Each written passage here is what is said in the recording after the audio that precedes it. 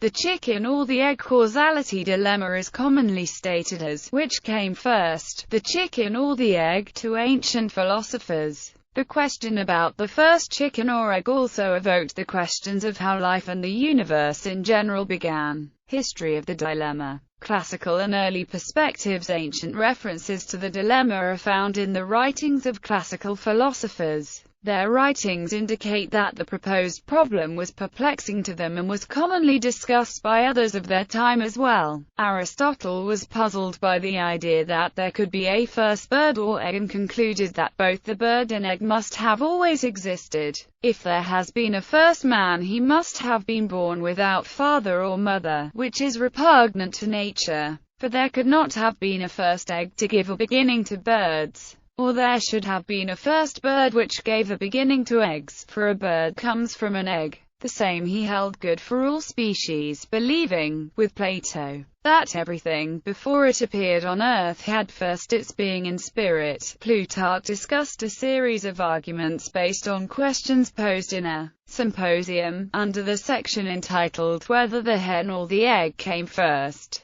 The problem about the egg and the hen, which of them came first, was dragged into our talk, a difficult problem which gives investigators much trouble. And Sulla, my comrade, said that with a small problem, as with a tool, we were rocking loose a great and heavy one. That of the creation of the world. Non-primary source needed. Macrobius, a Roman philosopher, found the problem to be interesting. You jest about what you suppose to be a triviality, in asking whether the hen came first from an egg or the egg from a hen. But the point should be regarded as one of importance, one worthy of discussion, and careful discussion at that. Non-primary source needed. Miscellaneous Perspectives in System of Nature by Baron d'Holbach. He asks, was the animal anterior to the egg, or did the egg precede the animal? According to popular science, the egg came first as it evolved prior to birds. Scientific resolution. According to evolutionary biologist and popular science writer, Richard Dawkins, the question is moot.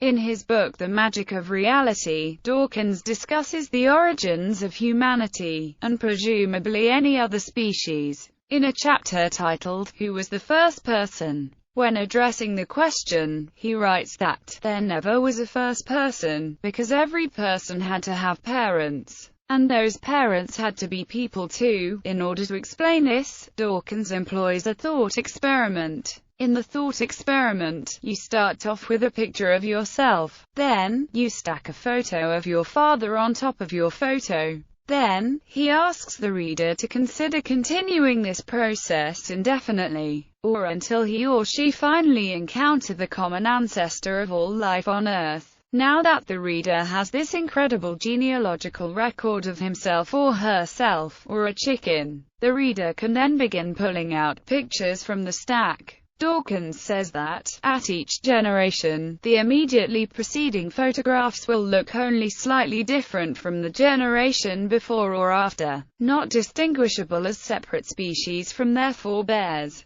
In other words, no matter where the reader decides to pull a photo from his or her stack of ancestors, he or she will definitely be recognizable as the parents of the generation after himself, and a child of his parents' generation. But take photos from thousands of generations apart, and the ancestor will be nearly unrecognizable from their eventual progeny. In common parlance, it has been argued that the transformation to alternative fuels for vehicles faces a chicken and egg problem. It is not economical for individuals to purchase vehicles using alternative fuels absent sufficient refueling stations. And it is not economical for fuel dealers to open stations absent sufficient alternative fuel vehicles.